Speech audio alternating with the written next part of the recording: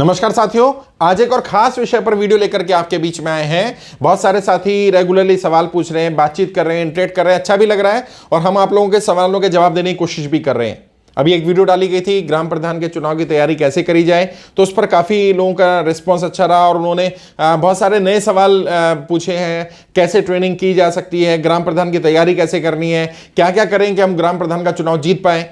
वैसे दोस्तों, हमारा इंस्टीट्यूट ट्रेनिंग रेगुलरली देता रहता है। अगर आप चाहें तो 2 दिन की ट्रेनिंग हमारे इंस्टीट्यूट पे ही ले सकते हैं, जिसमें हम लोग आपको गाइड कर देंगे कि किस तरह से ग्राम प्रधान का चुनाव आप आसानी से जीत सकते हैं। और आप सबको पता है आजकल चुनाव बहुत खर्चीला काम हो गया है, बहुत पैसा खर्च होता है। तो बेहतर यह रहेगा कि आप अपना पैसा ना लगा करके क्राउड फंडिंग के माध्यम से चुनाव लड़ें ग्राम प्रधान का, तो ज्यादा बेहतर रहेगा। जिससे अगर क्राउड फंडिंग के माध्यम से चुनाव लड़ते हैं तो एक और जहां आपको पैसा नहीं लगाना पड़ेगा, कम पैसा जेब से लगेगा, वहीं दूसरी ओर वोट मिलने की संभावना अधिक होगी, चुनाव जीतने की संभावना अधिक होगी।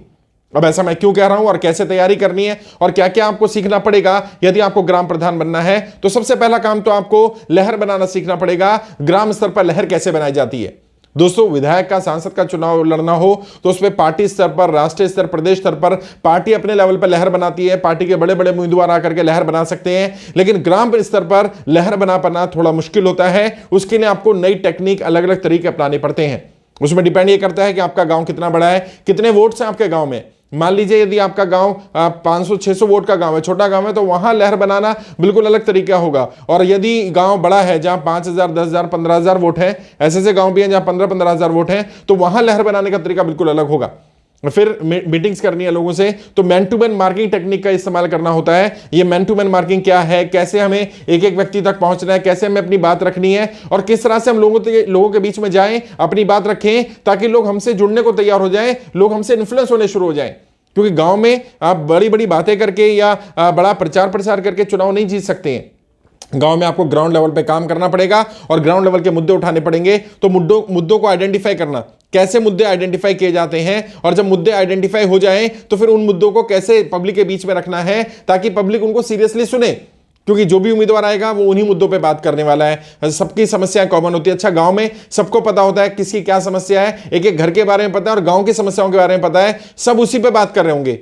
अब गांव के लोग आप पर भरोसा क्यों करें? ऐसा क्या है कि लोग आप पर विश्वास करने लग जाएं, लोग आपके साथ जुड़े और आपको वोट देने को तैयार हो जाएं? उसके लिए आपको कुछ अलग रणनीति बनानी पड़ेगी और वो आपके गांव के हिसाब से होगी, वहां के माहौल के हिसाब से, मुद्दों के हिसाब से, और जो सामने उम्मीदवार है, जो वर्तमान में प्रधान है या जो उम्मीदवार ताकतवर है, उसे कैसे हराना है, उस रणनीति को तैयार करना पड़ेगा। उसके लिए हम यहां बैठ करके वीडियो तैयार करके या ट्रेनिंग तैयार करके नहीं दे सकते। उसके लिए इंडिविजुअली आपको बैठना पड़ेगा और ये इंडिविजुअल 1-to-1 ट्रेनिंग आप ले सकते हैं, जिसमें आपको 1-to-1 आकर के बैठना होगा। काउंसलिंग का समय ले लीजिए हमारी टीम से आकर के, और उस काउंसलिंग के समय में कोशिश करेंगे हम आपको गाइड कर दें। अगर काउंसलिंग में लगेगा गाइड नहीं कर सकते हैं तो फिर आप ट्रेनिंग के लिए जा सकते हैं। 2 दिन का ट्रेनिंग आपको मिल जाएगा, जिसका फीस बहुत कम, सिर्फ 10,000 प्लस GST रखा गया है, जिसमें आप आसानी से उस ट्रेनिंग को ले सकते हैं। तो पहले काउंसलिंग के लिए आइए, काउंसलिंग का समय लीजिए, 45 मिनट का समय मिलेगा आपको। उस 45 मिनट के समय में अगर आपको लगता है कि मैं सीख सकता हूं या मैं खुद कर लूंगा, तो बहुत बेहतर होगा। हम सारी हैंडी चीजें आपको दे देंगे और जब आपके साथ बैठेंगे तो आपको पूरा कैंपेन का रूट मैप,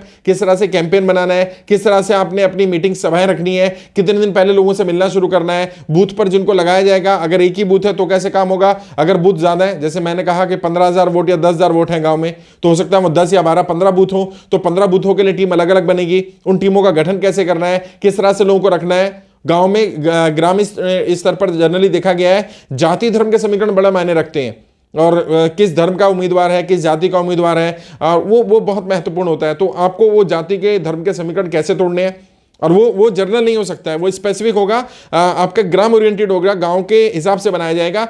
आपको देख करके, उम्मीदवार को देख करके और उम्मीदवार किससे लड़ने वाला है उसको देख करके, तो दोनों चीजों का कंपैरिजन करके, कंपैरेटिव स्टडी करके ये ट्रेनिंग तैयार की जा सकती है। आप अपने लेवल पर अगर करना चाहें तो जो मैंने काम बताए इन सब कामों पर फोकस करिए, लहर बनाने पर फोकस करिए। अपने स्तर पर अगर बना पाए तो मैन टू मैन मार्किंग को इस्तेमाल करना शुरू करिए, अपने स्तर पर जितना भी कर सकते हैं। मुद्दों को इकट्ठा करना शुरू करिए, मुद्दे आइडेंटिफाई करने के बाद उन मुद्दों पर अपनी बात रखनी शुरू करिए, अलग तरीके से, बिल्कुल अलग ढंग होना चाहिए। जैसे सामने वाला बात रख रहा है वैसे बात नहीं रखी जाएगी। और वर्तमान जो प्रधान है उसकी कमियां निकालिए, उसने क्या क्या गलतियां की हुई हैं पिछले 5 वर्ष में या पिछले 2 या 3 योजनाओं में। अगर सेम व्यक्ति रहा है, सेम परिवार का रहा है, या किसी का इन्फ्लुएंस रहा है, किसी के दबाव में कोई व्यक्ति बन जाता है या किसी के सपोर्ट में कोई व्यक्ति खड़ा हो जाता है, वो खुद नहीं बन पाता है तो दूसरे को खड़ा कर देता है। आइडेंटिफाई करिए क्या सिचुएशन है आपके गांव में और उस सिचुएशन के हिसाब से अपनी रणनीति को तैयार करिए। और जो उम्मीदवार पढ़े लिखे हैं उनको उम्मीदवारों को रणनीति अलग तरीके से बनानी पड़ेगी। जो उम्मीदवार बिल्कुल पढ़े लिखे नहीं है, अब कई जगह महिलाएं सीटें हैं जहां पर महिलाओं के लिए सीट रिजर्व रहेगी, तो वहां महिला उम्मीदवारी लड़ेगी। तो महिलाओं को कैसे तैयार करना है, और अब वो जो पति सरपंच पिता, वो जो कॉन्सेप्ट था, उस कॉन्सेप्ट से जनता नाराज होने लगी है या जनता दूर हटने लगी है। तो जनता ये चाहती है कि जो उम्मीदवार है वो उम्मीदवार को भी कुछ बातें बोलनी, अपनी बात रखनी आए। और मैं आपको बताऊं, इसका पढ़ाई लिखाई से कोई संबंध नहीं है। मंच पे बोलना कोई ऐसा व्यक्ति भी सीख सकता है जिसने बिल्कुल पढ़ाई ना की हो, बशर्ते कि उसको वो बेसिक आइडियाज पता हो और वो जो मंच पर होने वाला डर है उस डर को वो निकाल पाए। तो उसको कोशिश ये करेंगे अब लोग कि ट्रेनिंग के माध्यम से उनको डर निकालने की कला भी सिखाई जाए, जिस तरह से वो अपने उस डर को बाहर निकाल सकें। और जब वो मंच पर बोलना शुरू कर देंगे तो जनता इन्फ्लुएंस होना शुरू होती है, जनता कनेक्ट होना शुरू होती है। हमने भारत की राजनीति में किसी भी स्तर पर जाइए या प्रदेश की राजनीति में जाइए, जो उम्मीदवार अच्छा बोल रहे होते हैं जनता उन्हें सुनना पसंद करती है, और उनके थॉट, उनके विचार अगर अच्छे लगते हैं तो लोग उनको एक मौका, एक अवसर भी देना चाहते हैं, क्योंकि लोगों को लगता है कि इसके कुछ नए विचार हैं, कुछ नए थॉट हैं, तो डेफिनेटली हमारे लिए कुछ करेगा।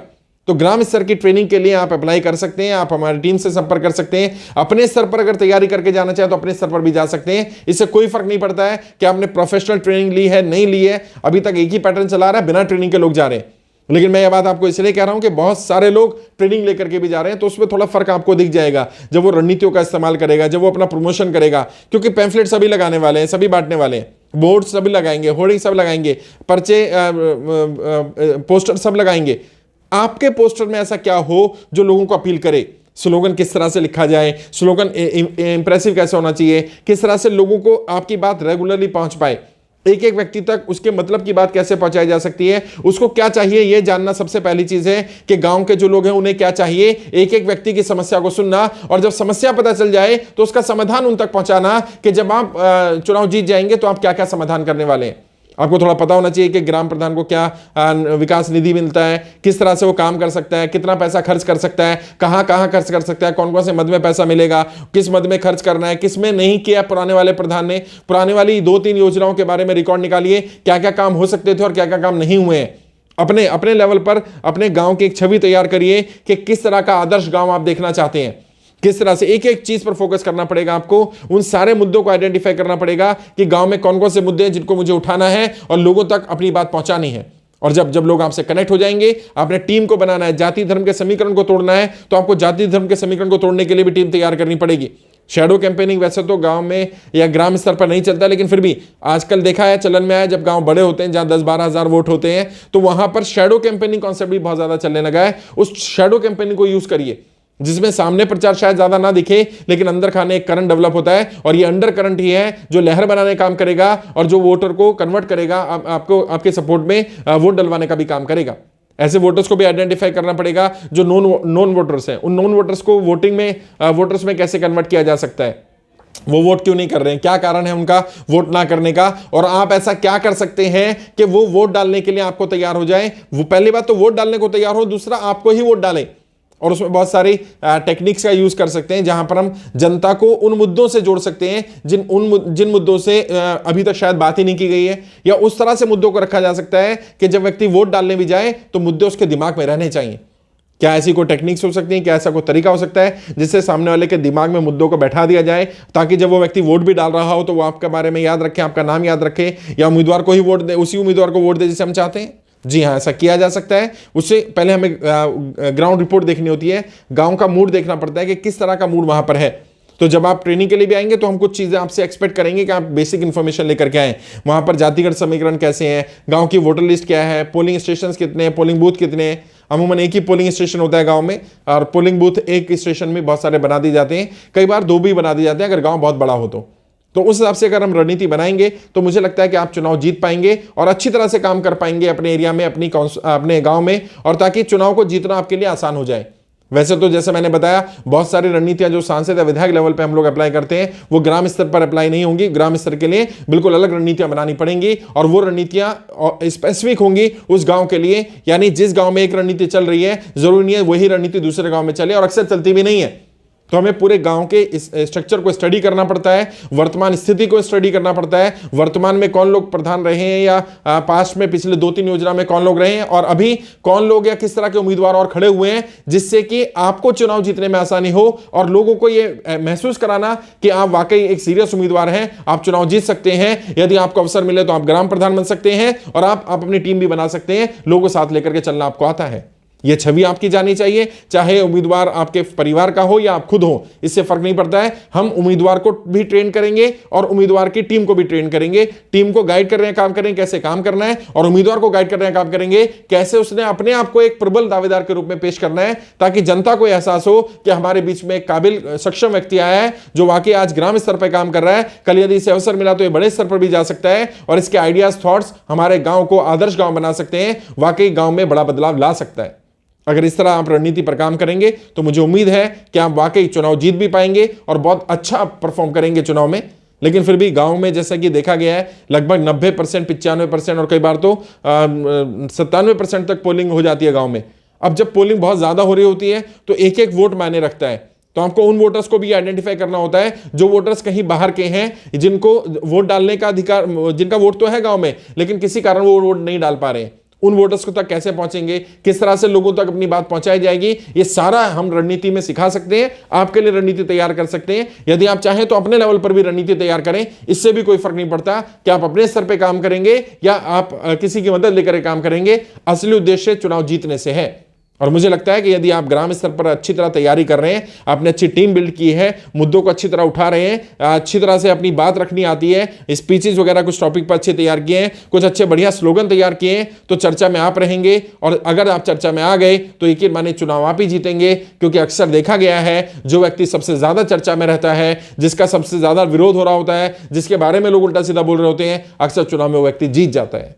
तो किस तरह से इस तरह का माहौल बनाया जाए, किस तरह से आप अपने आप को तैयार करें, उस समय हमारी टीम भी हेल्प कर सकती है। और यदि आप अपने स्तर पर काम करना चाहें, अपने स्तर पर भी काम करिए, लेकिन मोटे मोटे तौर पर इन सारे कामों को करना पड़ेगा यदि आपको वाकई चुनाव जीतना है। इस ट्रेनिंग में हम ये सब बातें सिखाते भी हैं। यहाँ डिस्क्रिप्शन में हमारी टीम के नंबर भी होंगे, आप उनसे संपर्क कर सकते हैं। यदि आप आना चाहें ट्रेनिंग के लिए तो ट्रेनिंग में भी आ सकते हैं, मोस्ट वेलकम। आप आइए, हमारी टीम से मिलिए, पहले काउंसलिंग में बैठिए, 45 मिनट का समय लीजिए। उस 45 मिनट में आप जानने की कोशिश करिए कि क्या वाकई हम आपके काम आ सकते हैं कि नहीं आ सकते हैं।